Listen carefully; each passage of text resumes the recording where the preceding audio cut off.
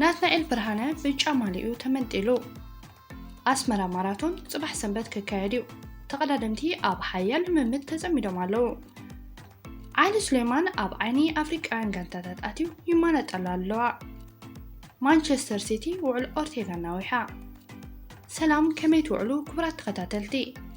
ናይ ሎሚ ዕለታዊ ዜናታት ስፖርት ኤርትራን ዓለምን ሒዝናልኩም መጺና ኣለና ክሳብ መወዳእታ ላይክ እንዳገበርኩም ክትከታተሉ ንዕድም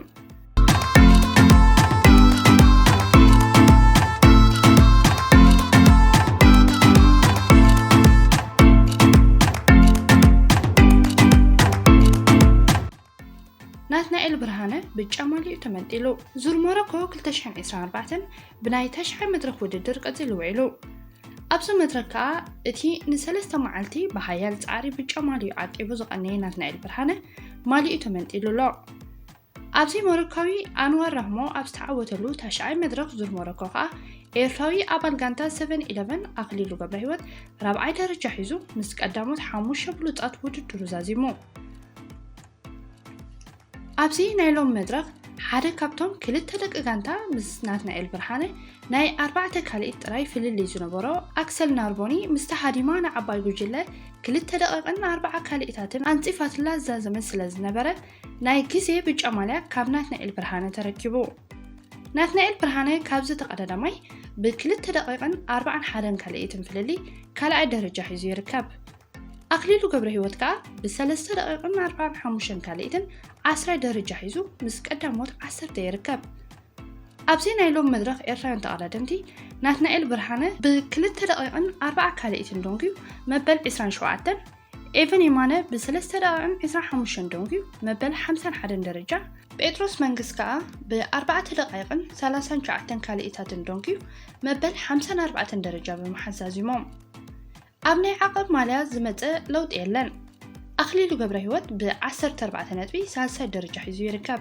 ኢጣልያዊ ፊሊፖን ሞሮካዊ ኦሶማ ካፌን ብተመሳሳሊ 26 ነጥቢ ካልኣይን ሳልሳይን ደረጃ ሒዞም ይርከቡ ዙር ሞሮኮ 2024 ጽባሕ ሰንበት ብዝካየድ 110 ኪሎ ሜትር ንውሓት ብዝሽፍን መድረኽ መጋረጅኡ ክዓጽዩ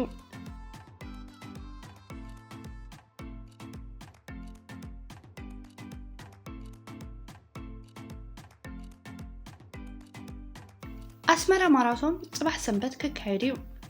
ዓቢ ትጽቢት ዝተገብረሉ ውድድር ኣስመራ ማራቶን ጽባሕ ሰንበት ክካየድ እዩ እዚ ካብ ውሽጢ ሃገርን ወጻእን ዝመጹ ኣትሌታት ዝሳተፍዎ ውድድር ጽባሕ ሰንበት BRTV ብቐጥታ ክመሓላለፍ ምዃኑ ተገሊጹ ኣሎ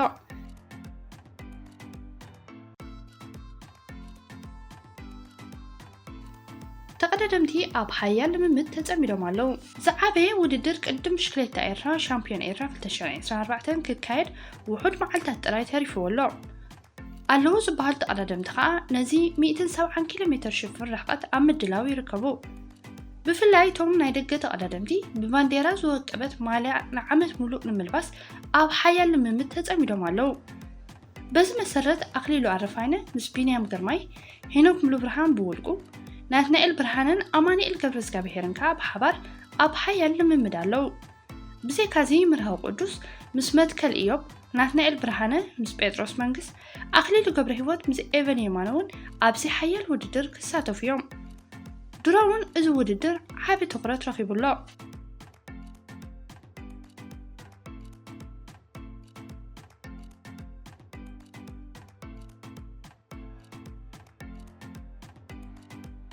ዓሊ ሱሌማን ኣብ ዓይኒ ኣፍሪቃውያን ጋንታታት ኣትዩ ይማነጠላ ኣለዋ ኣብ ሊግ ኢትዮጵያ ብሉጽ ውጽኢት ብምስጋብ ብጎል ዝመርሕ ዘሎ ዓሊ ሱሌማን ኣብ ኣዒንቲ ኣፍሪቃውያን ክለባት ኣትዩ ኣሎ በዚ መሰረት ዓሊ ሱሌማን ብጋንታታት ሽወደን ግብፂ ደቡብ ኣፍሪቃ ታንዛንያ ኣብ ዝህደነሉ ዘሎ ግዜ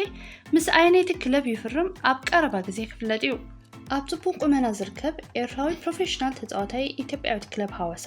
ዓሊ ሱሌማን ኣብ ዓይኒ ብዙሓት ጋንታታት ኣትዩ ኣሎ ኣብ ምጅማር ውድድራት 2024-2025 ዓመት ሓዳሽ ጋንታ ዓሊ ሱሌማን ክትፍለጥ እያ ድሮ ዝርርባት ተጀሚሩ ኣሎ ኣብ ቀረባ ግዜ ድማ ሓዳስ ጋንታ ዓሊ ሱሌማን ከነበስረኩም ኢና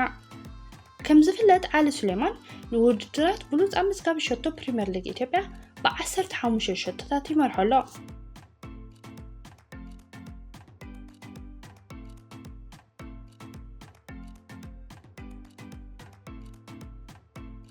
مانشستر سيتي وعلى أورتيغا نويحة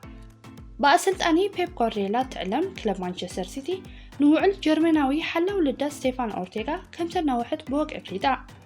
إذا حلا ولدات كساب كلتا شان إسران شدشان أب إيد حد زوجنحو ناي كلتا عمت وعل كم زفرمه بتوساق تغليزو ستيفان أورتيغا دحري سنسرعات كتام أب زحبه مجلزي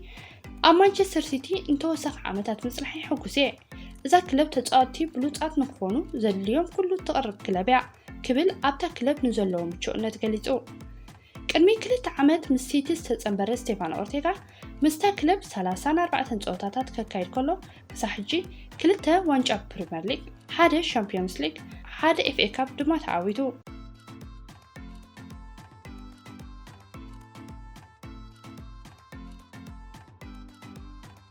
إذا كان ديلون كله سامر ناسري أب قداي غوريلا ملكيتو زخر كافيلو